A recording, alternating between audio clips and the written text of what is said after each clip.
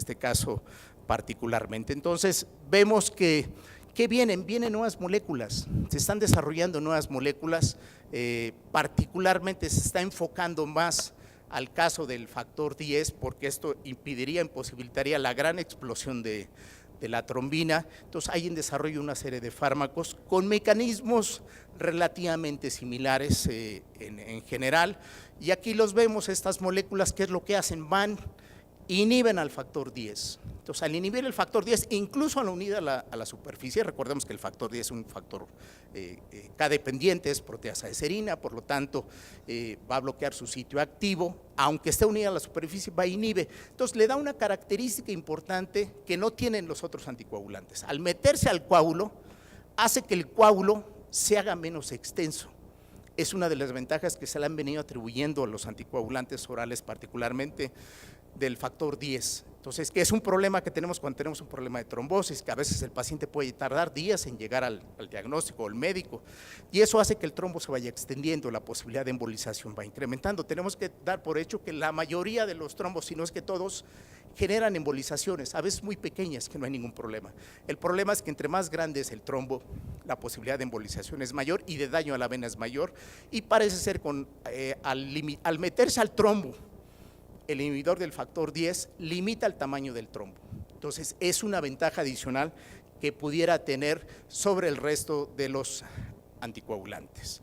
Entonces, bueno, en el caso del rivaroxaban, algunas ideas importantes es en cuanto a la vida media que tiene. Ya vimos que el mecanismo rápido de acción que tiene, por otro lado, y algo que se ha recientemente, al final les voy a poner una imagen en una publicación en Bloomberg, donde las demandas que tiene actualmente rivaroxaban, particularmente porque criticaban que no tenía un antídoto. Ya hay un antídoto para el rivaroxaban y para el dabigatran, que es la Dexanet. Se ha estigmatizado mucho, en el cual se dice que Bayer ha ocultado los sangrados que tienen los anticoagulantes.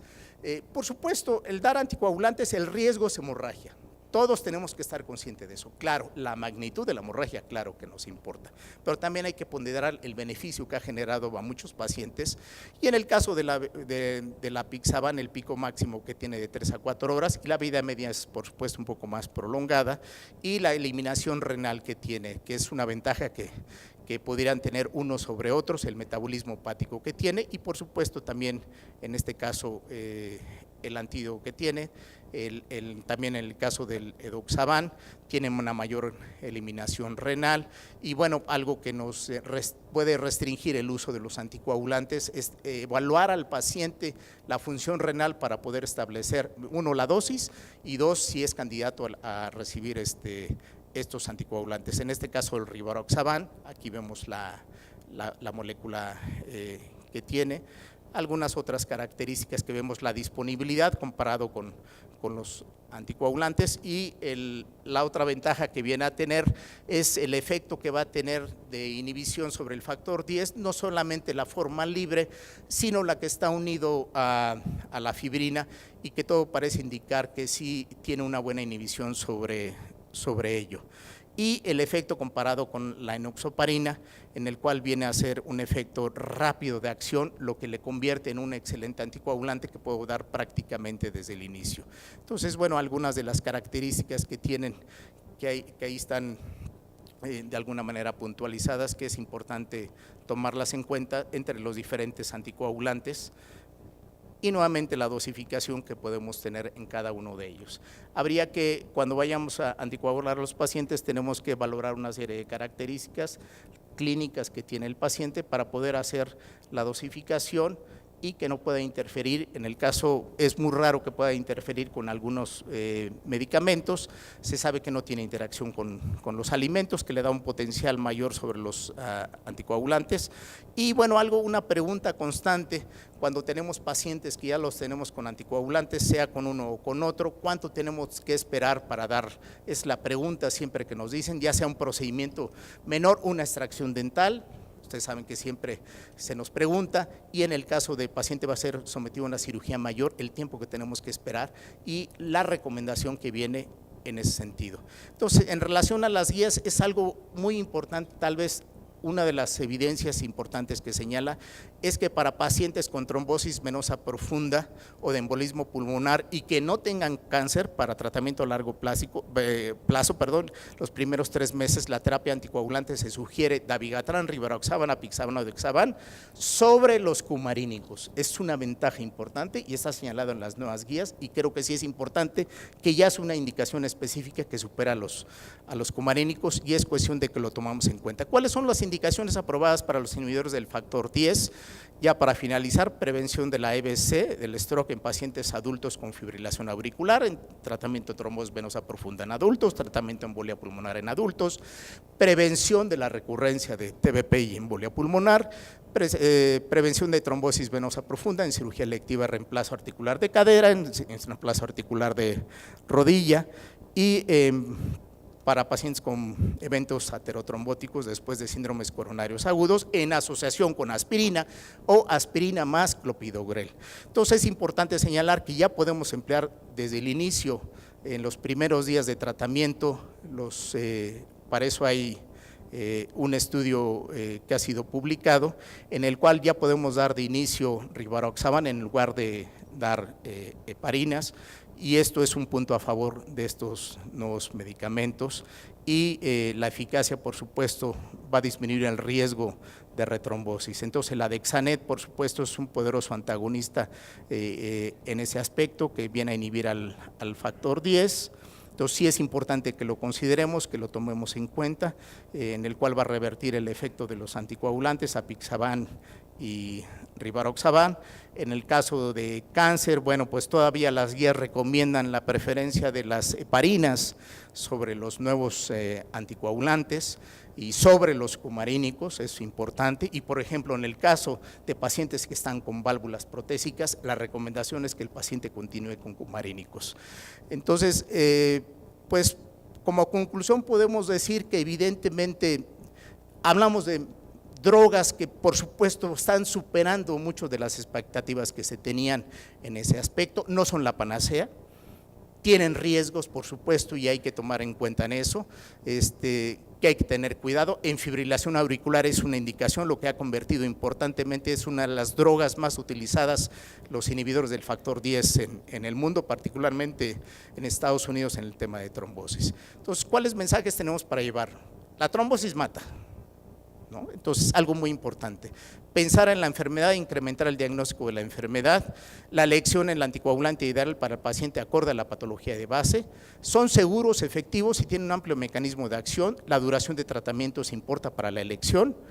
Lo que les decía, bueno, recientemente hay una demanda contra Bayer, ustedes seguramente la van a leer o la han leído, no es que, digo, hay que ponderarlo en ese sentido.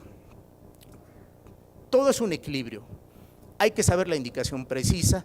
Dice que Bayer está escondiendo datos en relación a que muchos pacientes están teniendo problemas graves de sangrado, pero también hay que ponderar todos los beneficios que ha tenido para muchos pacientes que se han beneficiado. Entonces, yo creo que el mensaje final son medicamentos seguros, sí, en la indicación precisa. Tampoco es generalizar el uso en este sentido y tener cautela en las indicaciones que están establecidas para ello. Así que pues para el final vamos a dejar las preguntas, comentarios, alguna queja y bueno, pues no nos queda más que agradecer a nuestro presidente actual, al doctor Ramón Rivas Llamas. Muchas gracias por su atención. Y a continuación me voy a permitir presentar a la doctora Celia, ya estará por aquí, del Hospital Universitario de Nuevo León, y en el cual ella nos va a hacer favor de presentar las indicaciones de los inhibidores directos del factor 2 en general. Muchas gracias. Buenos días. Bien, revisaremos el tema de las indicaciones de los inhibidores directos del factor 2 activado. Veremos primero el origen de algunos de estos medicamentos, así como las funciones específicas, los estudios que apoyan y avalan el uso de los mismos. Hablaremos primero de la trombina. La trombina es el factor 2 activado, es una proteasa de serina, se sintetiza principalmente en el hígado y es dependiente de vitamina K. Para que ésta sea activada, tiene una vida media de 48 horas, su función, además de activar los factores 5, 8 y 9. Y esto va a favorecer a que la trombina sea mayormente activada.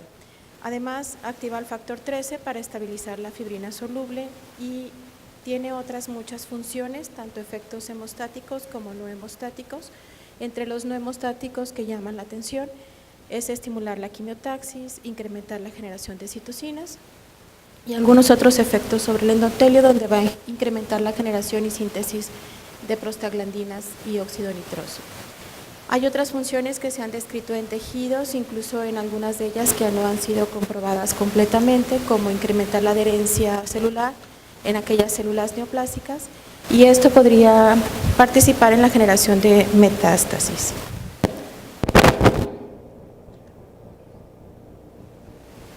¿Ya? Bien, la trombina, esta es la molécula. Tiene dos exositios, el exositio 1, el exositio 2 y el sitio activo de la enzima.